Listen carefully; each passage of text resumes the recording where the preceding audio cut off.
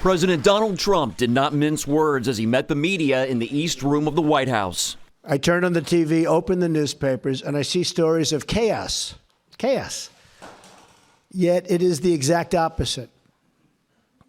This administration is running like a fine-tuned machine, despite the fact that I can't get my cabinet approved, and they're outstanding people.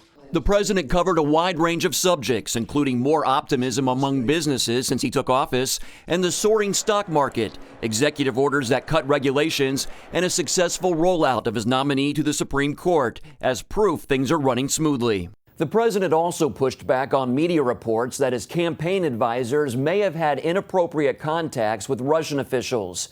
And he was not shy about expressing his frustration with what he called a dishonest media. We have to talk about it to find out what's going on, because the press honestly is out of control. The level of dishonesty is out of control. It appears most of America shares Trump's lack of confidence in the media. Only 32% of Americans say they have a great deal or fair amount of trust in the media, according to Gallup's annual confidence poll from last September.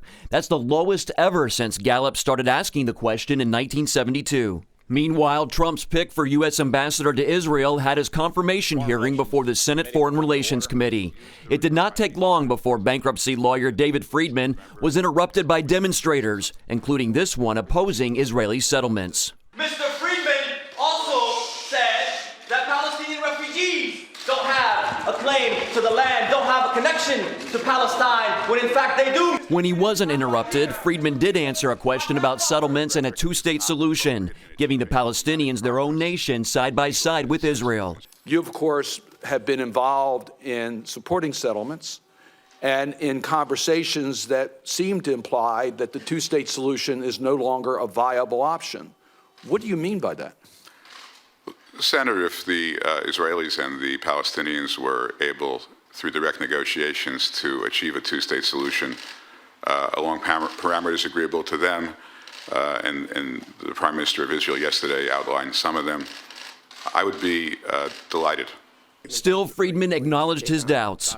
I have expressed my skepticism about the two-state solution solely on the basis of what I've perceived as an unwillingness on the part of the Palestinians to renounce terror and accept Israel as a Jewish state. Mark Martin, CBN News. Well, our CBN News political correspondent David Brody is with us from Washington. David, it was quite a show yesterday in the president's press conference. What's your take on it?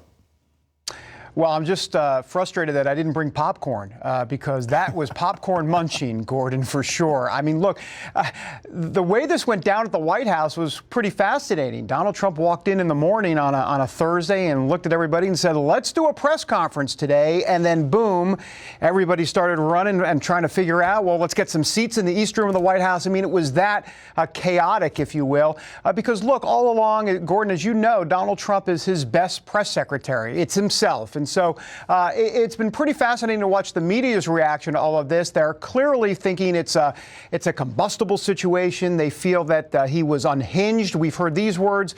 But, boy, to his base, I mean, he was channeling his base yesterday. There was no doubt about it. It wasn't even like he was at the East Room of the White House. It was more that he was kind of hanging out with some Rust Belt factory workers, you know, after the whistle blows at 5 o'clock. I mean, it was just kind of very genuine. You know, one of the things, Gordon, that's interesting, I know here's a comparison for you. You know, Ronald Reagan was able to cut through the media with like a butter knife, if you will.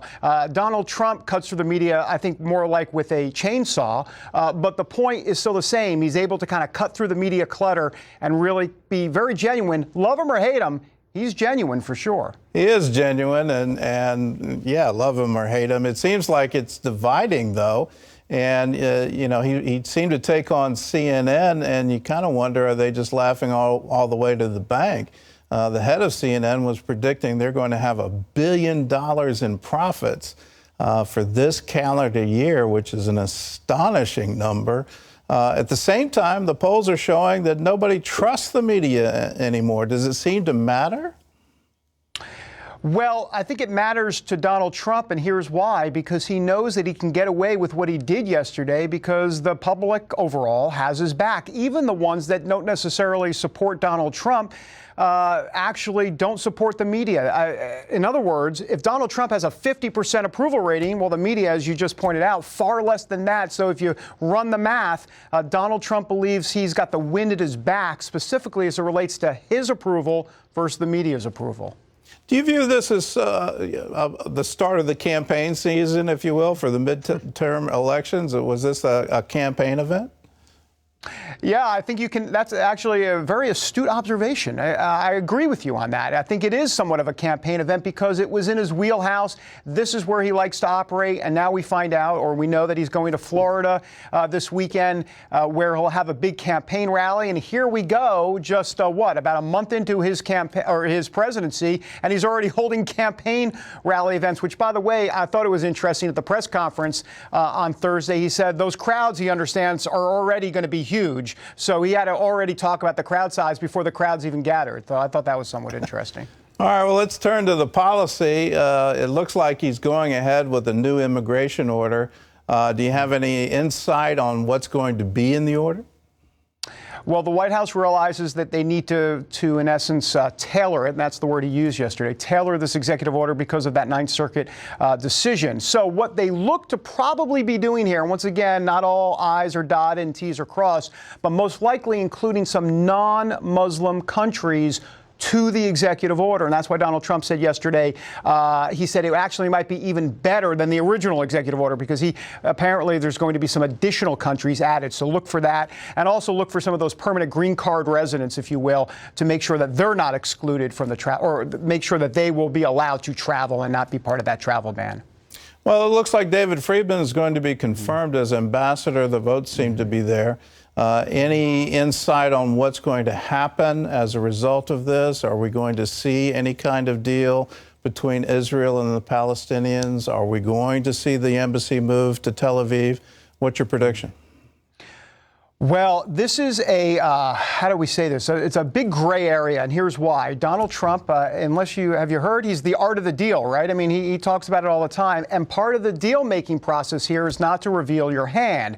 And so what we have here is, does the White House, deep down, Donald Trump and some of his advisors like Bannon and Friedman, do they want to move the embassy to Jerusalem? Absolutely they do. I don't think there's a question about it. But can they reveal that publicly right now? No, it's part of the art of the deal. They've got to figure out the best way. That's why the other day, Donald Trump looked at Benjamin Netanyahu in front of all of the world, all of those cameras, and said, I'd like you to hold off on the settlements.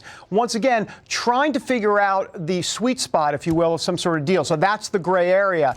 But look, Friedman is a guy that is not for a two-state solution. Jared Kushner, his son-in-law, Donald Trump's son-in-law, Jewish, is a big pro-Israel guy, but might be a little bit more into negotiation when it comes to a two-state solution. So there's a couple competing interests there. And Donald Trump, just as he even said himself, wants the best deal possible. But he's got Netanyahu's back, and that's a good thing from Israel's standpoint. David, I've got to ask this. You've become a celebrity at these press conferences. I'll tell my wife that. You won't get any respect at home. I know that. But are you getting any flack behind the scenes from the White House press corps? Well, it's interesting you asked me that, Gordon, because when I asked that first question the other day at the Netanyahu-Trump press conference, many of the mainstream media members who I know, Jim Acosta, CNN, Peter Alexander, some of these other folks from NBC, I know them. I've been out on the campaign trail. There were some death stares at me. When I say death stares, I'm putting those in air quotes. The point is that they were not happy. They were not happy that CBN was asking not only the first question, but a question, and they didn't get one during a very important press conference. So, yeah, there's been some pushback, I think, more with, if you want to call it the silent treatment, from folks that I've known. So it's been interesting, Gordon, but that's okay. That's okay. Yeah, well, you're up for the challenge. I do know it seems like the White House press corps has always been an alpha male environment, so get ready for more death stares. Okay. All right. David, thanks for being with us, and stay strong.